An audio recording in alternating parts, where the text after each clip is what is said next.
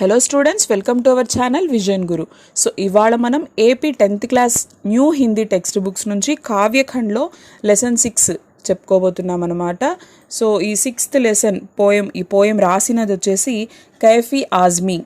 So ఈయన రాసినటువంటి కర్ చలే హమ్ ఫిదా అనేటువంటి పోయం గురించి ఈరోజు మనం తెలుసుకుందాము.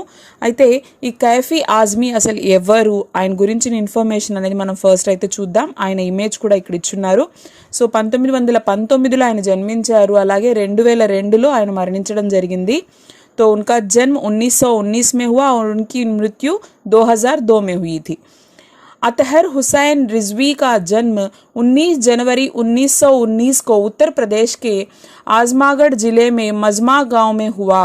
अदब की दुनिया में आगे चलकर वे कैफी आजमी नाम से मशहूर हुए. कैफी आजमी की गणना प्रगतिशील उर्दू कवियों की पहली पंक्ति में की जाती है. సో చూడండి, ఈయన పేరు ఏంటి? అతహర్ హుస్సేన్ రిజ్వీ అన్నమాట. అయితే ఈయన జనవరి 19న 1919లో ఉత్తరప్రదేశ్లోని అజగఢ్ జిల్లాలో మజ్మాన్ అనేటువంటి ఊర్లో జన్మించారట. అయితే ఈయన సాహిత్య ప్రపంచంలోకి వచ్చిన తర్వాత ఈయన నేమ్ చేంజ్ అయిందనమాట. కైఫీ ఆజ్మీగా ఈయన ప్రసిద్ధి చెందారు. సో ప్రసిద్ధి చెందినటువంటి ఉర్దూ కవులలో మొదటి వరుసలో ఉంటుంది ఈయన పేరు. అంత గొప్ప కవి అనమాట. कैफी की कविताओं में एक और सामाजिक और राजनैतिक जागरूकता का समावेश है, तो दूसरी ओर हृदय की कोमलता भी है. अपनी युवावस्था में मुशायरों में वाहवाही पाने वाले कैफी आजमी ने फिल्मों के लिए सैकड़ों बेहतरीन गीत भी लिखे हैं. చూడండి, సో ఈయన రాసేటువంటి కవిత్వాలలో సామాజిక పరమైనటువంటివి, రాజకీయ పరమైనటువంటి అంశాలు ఉంటాయి ఒకవైపు, మరోవైపు హృదయాన్ని హత్తుకునేటువంటి సున్నితమైనటువంటి భావాలని కూడా జోడిస్తారు ఈయన. సో ఈయన ఎన్నో సినిమాలకి కొన్ని వందలాది పాటలు, అద్భుతమైనటువంటి పాటలు కూడా రాయడం జరిగింది. 10 मई 2002 को इस दुनिया से रुखसत हुए कैफी के 5 कविता संग्रह झंकार, आखिर शब, आवारा सजदे, सरमाया और फिल्मी गीतों का संग्रह मेरी आवाज सुनो प्रकाशित हुए. अपने रचना कर्म के लिए कैफी को साहित्य अकादमी पुरस्कार सहित कई पुरस्कारों से नवाजा गया. कैफी कलाकारों के परिवार से थे. इनके तीनों बड़े भाई भी शायर थे. पत्नी शौकत आजमी, बेटी शबाना आजमी मशहूर अभिनेत्रियां हैं. అయితే ఈయన ఈ లోకాన్ని విడిచి ఎప్పుడు చనిపోవడం, రుక్సత్ హో జానా మతలబ్ వదిలి వెళ్ళిపోవడం అనమాట. సో ఈ లోకాన్ని విడిచి వెళ్ళిపోవడం అంటే చనిపోవడం ఎప్పుడు జరిగింది? మే 10th, అలాగే 2002లో ఆయన చనిపోయారు. సో అయితే ఆయన రాసినటువంటి 5 కవితలు ముఖ్యంగా ఇక్కడ చెప్తున్నారు. ఝంకార్, ఆఖిరే షబ్, ఆవారా సజ్దే, సర్మాయా. సో ఇవన్నీ కూడా, ఇంకా మేరీ ఆవాజ్ సునో. సో ఇవన్నీ కూడా ప్రచురింపబడ్డ సినిమా పాటలు అనమాట.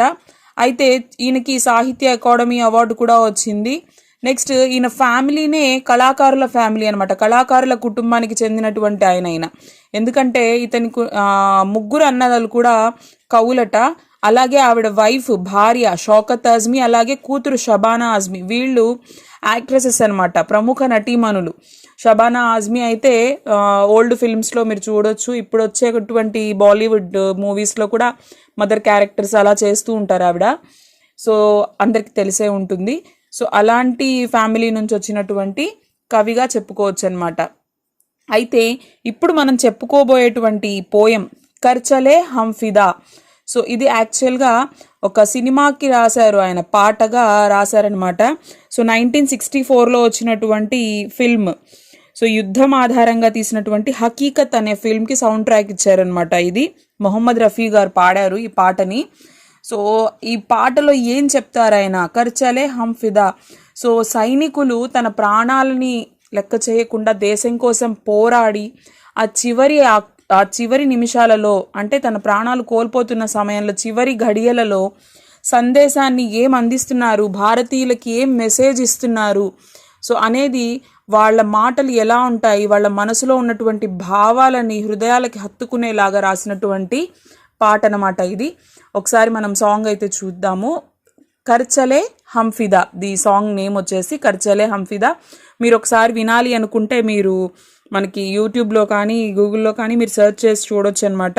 హకీకత్లో ఉన్న పాట అనమాట. మూవీ నేమ్ హకీకత్ ఇది. कर चले हम फिदा जानो तन साथियों, अब तुम्हारे हवाले वतन साथियों। कर चले हम फिदा जानो तन साथियों, अब तुम्हारे हवाले वतन साथियों। सांस थमती गई, नब्ज जमती गई, फिर भी बढ़ते कदम को न रुकने दिया। कट गए सर हमारे तो कुछ गम नहीं, सर हिमालय का हमने न झुकने दिया। कर चले हम फिदा जानो तन साथियों, अब तुम्हारे हवाले वतन साथियों। मरते मरते रहा बाकपन साथियों, अब तुम्हारे हवाले वतन साथियों। जिंदा रहने के मौसम बहुत है, मगर जान देने की रुत रोज आती नहीं। हुस्न और इश्क दोनों को रुसवा करे, वो जवानी जो खून में नहाती नहीं। आज धरती बनी है दुल्हन साथियों, अब तुम्हारे हवाले वतन साथियों। कर चले हम फिदा जानो तन साथियों, अब तुम्हारे हवाले वतन साथियों। राह कुर्बानियों की न वीरान हो, तुम सजाते ही रहना नए काफिले। फतह का जश्न इस जश्न के बाद है, जिंदगी मौत से मिल रही है गले। बांध लो अपने सर से कफन साथियों, अब तुम्हारे हवाले वतन साथियों। कर चले हम फिदा जानो तन साथियों, अब तुम्हारे हवाले वतन साथियों। खींच दो अपने खून से जमी पर लकीर, इस तरफ आने पाए न रावण कोई। तोड़ दो हाथ अगर हाथ उठने लगे, छू न पाए सीता का दामन कोई। राम भी तुम ही लक्ष्मण साथियों, अब तुम्हारे हवाले वतन साथियों। कर चले हम फिदा जानो तन साथियों, अब तुम्हारे हवाले వతన్ సాథియో. చూడండి కవి ఎంత చక్కగా వర్ణించారో. మనం ఒక్కొక్క స్టాంజా చూద్దాము. कर चले हम फिदा जानो तन साथियों, अब तुम्हारे हवाले वतन साथियों. देखिए यहाँ पर वीर सैनिक आखिरी संदेश बता रहे हैं. సో వీరులు సైనికులు వాళ్ళు మరణిస్తూ వాళ్ళ ప్రాణాలని త్యాగం చేసేస్తూ భారతీయులతో అంటున్నారు. ఏమంటున్నారు? ఫిదా అంటే ఏంటి? నిచోవర్ కర్దా అంటే నిచోవర్ కర్నా అంటే ఏంటి అంటే हम ఫిదా కర్ రహే హై, అప్నే ప్రాణ్ కో త్యాగ్ దే రహే హై. మేము మా ప్రాణాలని సైతం ఇక్కడ త్యాగం చేసేస్తున్నాము. అంటే ఇక మా చివరి ఘడియలు నడుస్తున్నాయి. అబ్ తుమ్హారే హవాలే వతన్ సాథియోं. ఇక్కడ దేశవాసియోన్సే సైనిక్ కహ రహే, భారతీయులతో సైనికులు చెప్తున్నారు. ఇక మీదట హవాలే కర్దేనా, సౌంప్నా. హవాలే కర్దేనా అంటే ఏంటి అంటే అప్పగించడం అనమాట. ఇక ఓ భారతీయులారా, మీకు ఈ దేశాన్ని అప్పగించి మేము వెళుతున్నాను, నా ప్రాణాలను విడిచి నేను వెళ్ళిపోతున్నాను, ఇంతవరకు నేను చేశాను, నా చివరి నిమిషం వరకు నేను పోరాడాను, ఇక్కడి నుంచి బాధ్యతలు నీకు అప్పగిస్తున్నాను, ఇక ఈ దేశాన్ని నువ్వు కాపాడాలి అని చెప్తున్నారు. సాస్ థమ్తీ గయి నబ్జ్ జమ్తీ గయి ఫిర్ భీ బడ్తే కదం కో నా రుక్నే దియా. ఆయన ఆ చివరి ఘడియలు ఎలా ఉన్నాయి? సాస్ థమ్తీ గయి, శ్వాస ఆగిపోతూ ఉంది. నబ్జ్ జమ్తీ గయి, నబ్జ్ అంటే నాడి, మన నర్వ్స్ ఉంటాయి కదా. సో నర్వ్స్లో బ్లడ్ సర్క్యులేషన్ ఎప్పుడు ఆగిపోతుంది? మనిషి చనిపోయిన తర్వాత. సో ఆ రక్తం కూడా గడ్డగట్టిపోతుంది, నా ఊపిరి ఆగిపోతుంది, నరాల్లో రక్తం ప్రవహించడం కూడా మెల్లమెల్లగా ఆగిపోతుంది. కానీ ఫిర్ భీ అయినప్పటికీ బడ్తే కదం కో నరుకునే దియా, కానీ వీలైనంత వరకు కూడా, చివరి నిమిషం వరకు కూడా, చివరి శ్వాస వరకు కూడా నేను నా అడుగుల్ని ఆపలేదు. నేను ముందుకు వెళుతూనే ఉన్నాను, పోరాడుతూనే ఉన్నాను. కట్ గయే సర్ హమారే తో కుచ్ గమ్ నహీ, సర్ హిమాలయ కా హమ్నే న ఝుకనే దియా. కట్ గయే సర్ హమారే తో కుచ్ గమ్ నహీ, నా తల తెగి పడిపోయినా కూడా నాకు కొంచెం కూడా దిగులు లేదు. గమ్ అంటే దిగులు, నాకు కొంచెం కూడా దిగులేదు. కానీ సర్ హిమాలయ కా హమ్నే న ఝుకనే దియా, హిమాలయకో దుష్మనోన్ సే బచాయా హై. ఇక్కడ చూడండి, హిమాలయ పర్వతాలు, ఎత్తైనటువంటి ఆ హిమాలయ పర్వతాల్ని నేను తల వంచుకునే స్థితికి తీసుకురాలేదు. అంటే ఏంటి, ఇక్కడ ఏం చెప్తున్నారు కవి? నేను నా ప్రాణాలని, నా తల తెగి పడిపోయినా పర్వాలేదు, కానీ నా దేశం మీద, నా భారతదేశం మీద నేను శత్రువుల అడుగుని కూడా పడనివ్వను. ఖుషి ఖుషి అప్నా సర్ కట్వాలేంగే హం, నేను చాలా సంతోషంగా, కొంచెం కూడా దిగులు పడకుండా నా తలని సైతం తెగ్గొట్టేసుకుంటాను ఈ దేశం కోసం, నా ప్రాణాలని విడిచేస్తాను. కానీ నేను శత్రువుల్ని, దుష్మనోంకే కదం నహి పడనే దూంగా ఇస్ భారత్ దేశ్ పర్, శత్రువుల అడుగుని కూడా ఇక్కడ నేను పెట్టనివ్వను. మర్తే మర్తే రహా బాంక్ పన్ సాథియో, అబ్ తుమ్హారే హవాలే వతన్ సాథియో. బాంక్ పన్ అంటే ఏంటి? వీరత్వము, వీరతా కా భావ్. तो आखिरी क्षण में भी इस वीरता के भाव के साथ मैं अपना शरीर त्याग रहा हूँ.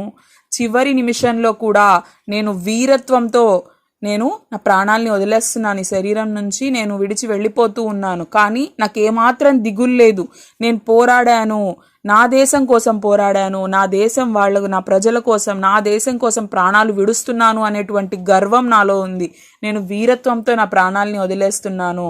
తో దేశ్ కి రక్షా కా భార్ అబ్ దేశవాసియోం కో సౌంప్ రహా హూ. ఇప్పుడు ఏం చేస్తున్నాను? ఇక నా వల్ల అయిపోయింది, నేను చేయాల్సిందంతా చేసేసాను. నేను చనిపోతూ ఇప్పుడు ఈ బాధ్యతల్ని మీకు అప్పగిస్తున్నాను. अब तुम्हारे हवाले वतन साथियों, अब ये वतन जो है, भारत देश जो है, उसका भार जो है मैं आप सभी को सौंप रहा हूँ, देशवासियों को सौंप रहा हूँ, భారతీయులందరికీ అప్పగిస్తున్నాను. ఇక మీరు ఈ బాధ్యతల్ని తీసుకోవాలి. జిందా रहने के मौसम बहुत है मगर जान देने की रुत रोज आती नहीं. చూడండి ఇక్కడ ఏం చెప్తున్నారు? ఇంకా మోసం, ఇక్కడ మోసం అంటే ఏంటి అంటే మౌకా, ఆపర్చునిటీ. జిందా రెహనే కే మౌసం బహుత్ హై, సో బ్రతికుండేటువంటి అవకాశాలు ఎన్నో వస్తాయి. మగర్ జాన్ దేనే కి రుత్ రోజు ఆతీ నహి. రుత్ అన్నా కూడా మోసమే. అంటే ఇక్కడ మోసం అన్నా రుత్ అన్నా ఏంటి అంటే ఆ అవకాశం అన్నమాట. సో మనం బ్రతికుండేటువంటి అవకాశాలు ఎన్నో వస్తాయి, కానీ దేశం కోసం మన ప్రాణాలను అర్పించేటువంటి అవకాశాలు మళ్ళీ మళ్ళీ రావు. హుస్న్ ఔర్ ఇష్క్ దోనో కో రుస్వా కరే ఓ జవానీ జో ఖూ మే నహాతీ నహీ. చూడండి, అంటే ఏంటి? హుస్న్ మీన్స్ సుందరత అనమాట. సో మన అందము ప్రేమ అని ఎందుకు చెప్తున్నారు అంటే ఇక్కడ మన యవ్వనము, మన అందము, ఇవన్నీ కూడా ఉండి కూడా మనకి వేస్ట్. ఎందుకు ఎప్పుడు వేస్ట్ అంటున్నారు? ఓ జవానీ జో ఖూమే నహాతీ నహి. ఆ యవ్వనము అంటే ఎప్పుడైతే మనం ఆ దేశం కోసం మన శక్తిని, సామర్థ్యాన్ని మనము యూజ్ చేస్తామో అప్పుడే మన అందం కనబడుతుంది. దేశ్ కే లియే అప్నా ఖూన్ నా బహా సకే ఉస్కి జవానీ భీ క్యా జవానీ. సో ఎప్పుడైతే మనము దేశం కోసము యువత పోరాడదో అలాంటి యువత యొక్క యవ్వనం కానీ అందం కానీ వృధా అని చెప్పి ఇక్కడ చెప్తున్నారనమాట. ఆజ్ ధరతీ బనీ హై దుల్హన్ సాథియో, అబ్ తుమ్హారే హవాలే వతన్ సాథియో. చూడండి ఇక్కడ కవి ఏం చెప్తున్నారు? ఆజ్ ధరతీ బనీ హై దుల్హన్ సాథియో. ఈరోజు భారతదేశాన్ని, ఈ భూమాతని, భూమిని దేంతో కంపేర్ చేస్తున్నారు? దుల్హన్ అంటే పెళ్లి కూతురు అనమాట. పెళ్లి కూతురుతో కంపేర్ చేస్తున్నారు, ఒక కొత్త పెళ్లి కూతురుతో కంపేర్ చేస్తున్నారు. ఎలా అయితే స్వయంవరంలో పెళ్లి కూతుర్ని అంటే ఆవిడ్ని సొంతం చేసుకోవాలి అంటే వచ్చినటువంటి రాకుమారులంతా ఏం చేస్తారు, ఏదైనా చేస్తారు, ఏ పోరాటానికైనా సిద్ధపడతారు. సో అలాగా నువ్వు భూమాతని ఒక పెళ్లి కూతురులాగా ఇక్కడ కంపేర్ చేస్తూ చెప్తున్నారనమాట. तो राजा किसी भी मुश्किल को पार करके अपने रानी को हासिल करता है, तो उसी तरह तुम भी अपने दुल्हन को दुश्मनों से बचाकर रखना. ఇప్పుడు ఎలా అయితే రాజు తన రాణిని కాపాడుకోవడం కోసం ఎంతటి గొప్ప సాహసమైనా చేస్తాడో, అలాగే నీ రాణి అంటే నీ భూమాతని నువ్వు కాపాడుకోవడానికి ఇక్కడ నువ్వు ఏదైనా చేయాలి. ఇప్పుడు నీకు అప్పగిచ్చి వెళుతున్నాను నేను ఈ దేశాన్ని. राह कुर्बानियों की न वीरान हो, तुम सजाते ही रहना नए काफिले. రాహ్ का अर्थ होता है రాస్తా. రాహ్ అంటే ఏంటి, దారి అన్నమాట. ఏం చెప్తున్నారు, కుర్బానీ అంటే ఏంటి అంటే బలిదాన్, త్యాగం చేయడం అన్నమాట. సో ఎన్నో ప్రాణాలని మేము త్యాగం చేశాము. నా వీరాను హో, వీరాన్ అంటే ఏంటి, సున్సాన్. మేము మా ఎంతోమంది సైనికులము మా ప్రాణాలని సైతం ఇక్కడ త్యాగం చేసి వెళ్తూ ఉన్నాము. ఈ దారిని అలాగే వదిలేయకండి. తుమ్ సజాతే హి రెహనా నయే కాఫిలే. కాఫిలా అంటే ఏంటి, సమూహం అన్నమాట. అంటే ప్రయాణికుల సమూహం. ఇక్కడ ఏం చెప్తున్నారు, మేము ఒక దారిని ఏర్పాటు చేసి ఆ దారిలో ఎంతో మంది మా ప్రాణాలని విడిచి ప్రాణాలని త్యాగం చేసి మేము పోరాడుతూ చనిపోయాము. మీరు ఆ దారిని అలాగే వదిలేయకండి. మీరు కొత్త యాత్రికులుగా సమూహంగా గ్రూప్స్గా ఏర్పరచుకోండి.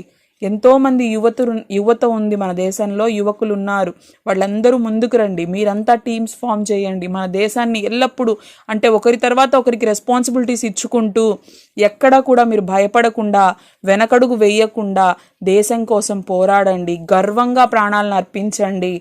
ప్రాణాలతో ఉండే అవకాశాలు ఎన్నో రావచ్చు, కానీ దేశం కోసం ప్రాణాలు వదిలే అవకాశాలు అందరికీ రావు, ప్రతిసారి రావు అని చెప్పి फतह का जश्न इस जश्न के बाद है, जिंदगी मौत से मिल रही है गले.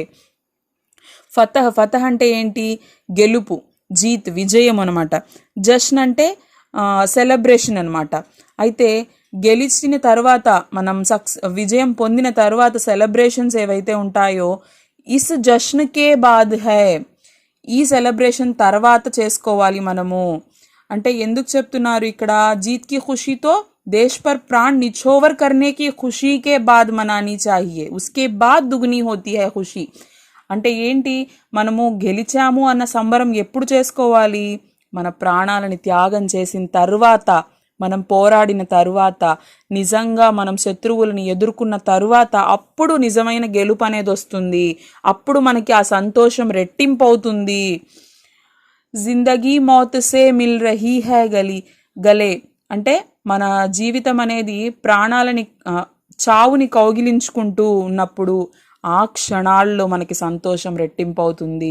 చూడండి, ఇది ఒక సైనికుడికి మాత్రమే అర్థమవుతుంది. ఒక సైనికుడే ఆలోచిస్తాడు ఇలాగా.